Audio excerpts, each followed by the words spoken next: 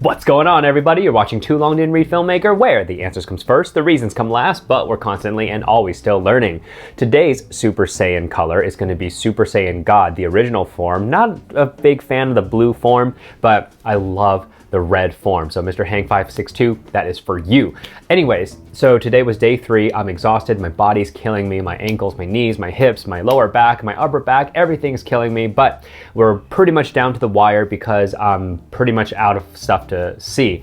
But here are some things based on your suggestions. So I did find the Hive lighting booth, and they'd had some really awesome stuff that I've never seen before.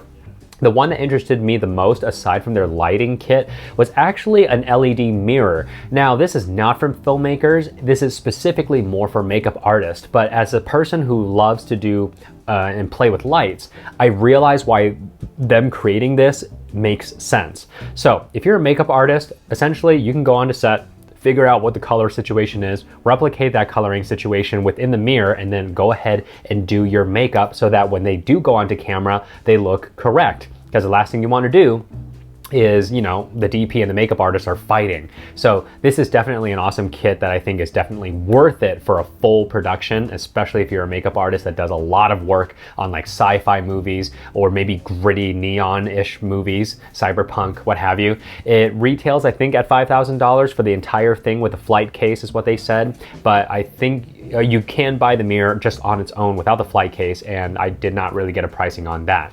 Now, they do have other lights as well. They were introducing a 25C, I think it was called, and it's this tiny little thing, and it's passively cooled, and it uses their LED, not necessarily technology, but it uses their light technology where they use 5 different color chips to achieve the color instead of using an RGB chip. So what you end up getting is a much more full and pure color look depending on what shade of color you're using. And then they're also going to be eventually announcing this 525, I think, which is supposed to rival a 525 HMI. Am I correct on that one? I've never used HMIs before, but anyways, they are going to be announcing that at some point soon. Now, Aputure did release some more lighting stuff, and this one is quite interesting because it's really small. It's very akin to kind of like the Sakani S21 or X21. Yes, Sakani X21 LED that I reviewed not too long ago, but here's the kicker.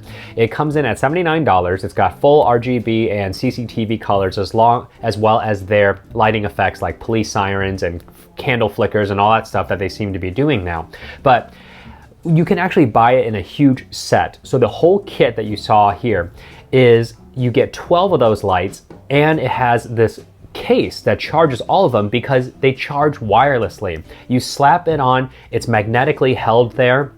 So you have a charging station. This is really interesting, and I'm really hoping to see Aputure basically evolve their entire small LED panel light, because if there's a way where they're gonna start actually making their own charging stations and kitting it all together, I think that's going to be very smart for how their panels are designed and really give that whole one-stop solution for your charging and for your light.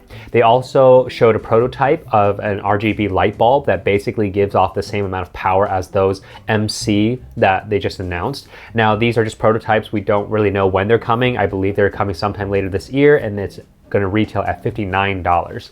Now, I did get to stop at the Kinefinity booth, again, based on your suggestions, and got to play with the Mavo large format with an Orion 60mm anamorphic lens. Holy cow, that thing was beautiful. The image that was coming out of it with their lighting setup inside that booth, I don't know if I'm ever gonna get a chance to actually like film in that way, but Kinefinity is a company that I have looked at in the past, and their camera system and the way everything is set up is definitely very nice. And I don't know, it might be something that I'll finally get to go to, because Lord knows I can't afford a Red, and I don't really want a Red necessarily. But if I was gonna go to some sort of cinematic camera, the Kinefinities look pretty darn good, let me tell you, like seriously. That's something I'm probably going to look forward to in the future, and if this channel ever gets big enough and they let me test some of their cameras, I would love it, because holding that in my hand, not only was it robustly made, but I could see going handheld with this thing and really enjoying it because it has that weight and heft, so I don't have to really compete with a whole lot. Now, if they ever add a 5-axis image stabilization inside, then wow, they're pretty much gonna kill it. But anyways, Kinefinity, I did get a chance to see them, and their Marvel large format was beautiful. Now, last but not least is PilotFly. Now, PilotFly I knew as a gimbal company a little further back, but what caught my eye at their booth was actually this little LED light that kind of looks like the P1 that I'm currently using right now and testing. But this one is a little bit different because it still has the RGB, it still has the CCTV and all that other good stuff. But the one thing that they told me was eventually your smartphone was going to be able to connect to it and talk to it and change things with it. Then I asked them, well, can you actually group them together and do stuff like that? And they said, yes, that's something they're going to be working on. So this light has me very excited because I think in terms of portable lighting kits, this is probably where it's headed. These might be quote unquote vlogger lights, but they're getting more powerful, they're getting more energy efficient, they got built-in batteries, and now someone is actually going to be talking to it through an app. And that is something that I think is really worth going into, and I definitely look forward to reviewing that once it comes out. And hey, that is all I can remember at this current time at day 3. Again, I will have a major recap video after this whole NAB thing is over, but tomorrow's the last day. Is there anything you want me to go check out that I haven't checked out already? If you already had told me to check out certain things in day 2, I did go and check those booths out, but they really didn't have a lot. Like Satchler just basically showed off the same things that they had, and what else? Light panels, or no, light gear, I think. They basically just had more or less the same fabric light panels, and yeah, so if I didn't actually get to what you wanted me to say, it's because when I went there just wasn't really anything that was either new to them, or it just looked like any other light panel or such, what have you. So anyways, this is day 3, tomorrow's the final day, and guys, thank you so much for interacting with me in the comments and telling me where to go and what I could do to go see stuff for you and report on it. And hey, I'll see you guys tomorrow.